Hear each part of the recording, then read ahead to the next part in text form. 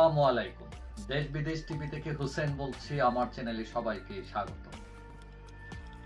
আওয়ামী লীগ সরকারের পতনের পর ডক্টর ইউনূস এবং এই যে বৈষম্য বিরোধীরা সবাই মিলে যে সরকার গঠন করেছে, তাদের সাথে মূল বিরোধ হচ্ছে আওয়ামী লীগের। এখন অনেকেই বলেন আওয়ামী লীগ নাই, এরা 50 বছরের মধ্যে আসতে পারবে না, 100 বছরের মধ্যে আসতে পারবে না, বিভিন্ন ধরনের কথাবার্তা। কিন্তু আওয়ামী লীগ কি আসলেই নাই? এখন গতকাল শনিবার আসিফ নজরুলের বাসভবনে, আসিফ নজরুল হচ্ছেন একজন উপদেষ্টা, আইন উপদেষ্টা, তার বাসভবনে ড্রোন পাওয়া গেছে এবং এটা পাওয়ার পর সরকার একদম নড়েচড়ে বসছে এবং তার নিরাপত্তা জোরদার করেছে।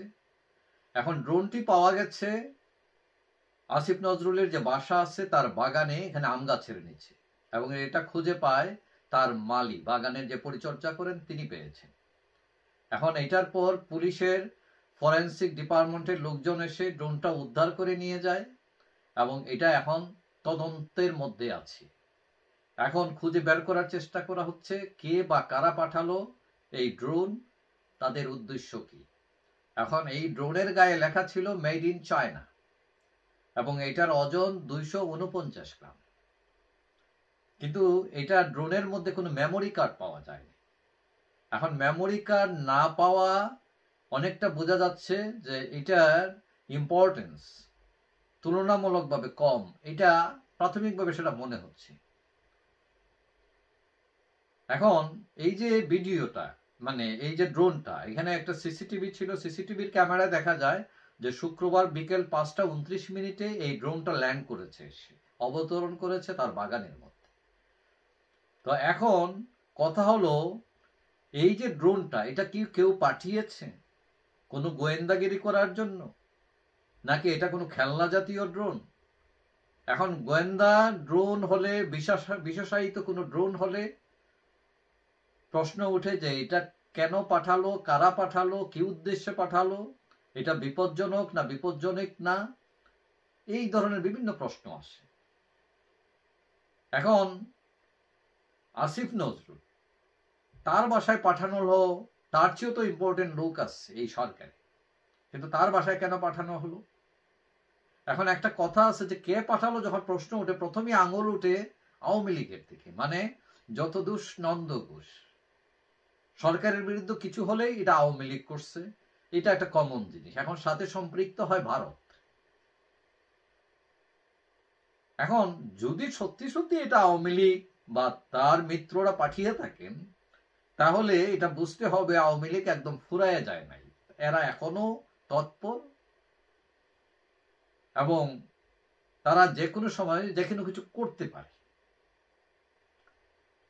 এখন যদি তদন্তে প্রমাণ হয় ড্রোনের পেছনে আওয়ামী লীগ, তাহলে যারা বলছেন যে আওয়ামী লীগ নাই, আওয়ামী লীগ শেষ, ফিরতে পারবে না 50 বছরে, তারা তখন মিথ্যা হয়ে যাবে।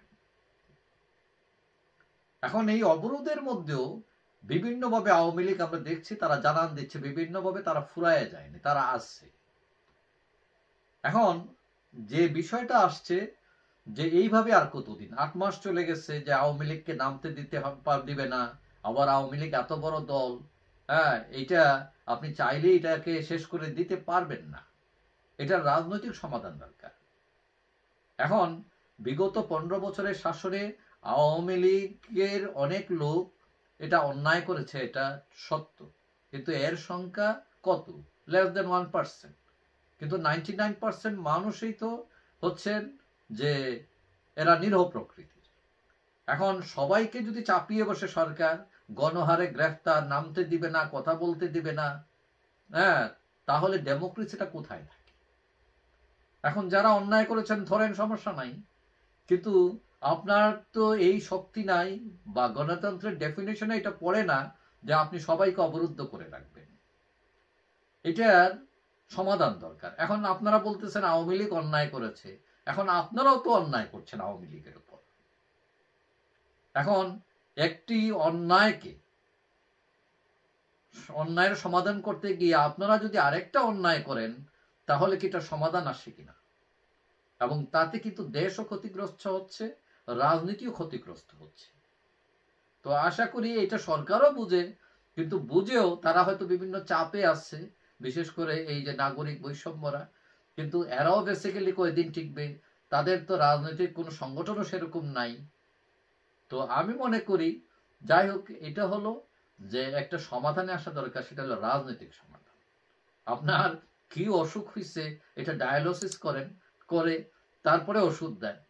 তো আপনারা ওই এক ওষুধ মানে সবকিছুতেই আওয়ামী লীগ, এখন ক্যান্সার যদি প্যারাসিটামলে সেরে ফেলতো তাহলে তো কাজ হয়েছিল।